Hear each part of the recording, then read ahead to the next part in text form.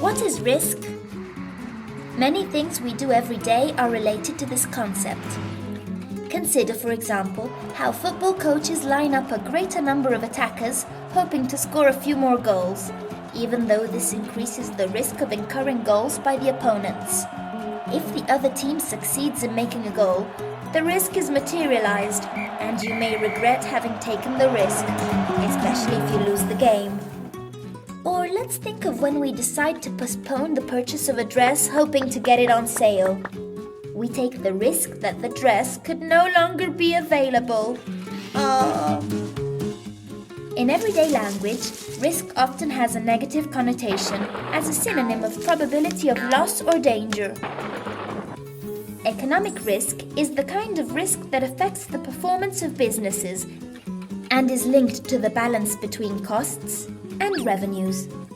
The risk is taken because of profit is expected. Hence, you want to implement actions whose final outcome is only partially predictable and which would allow revenues to exceed the costs. Therefore, to evaluate the risk, you should always take into account the presumed counterpart, or rather the return expected. For the investor, the return is the increase or reduction of what is invested.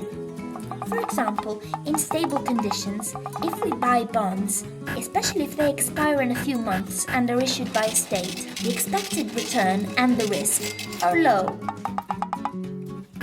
But if we buy shares, both the expected return and the risk are higher. How can we reduce the risk?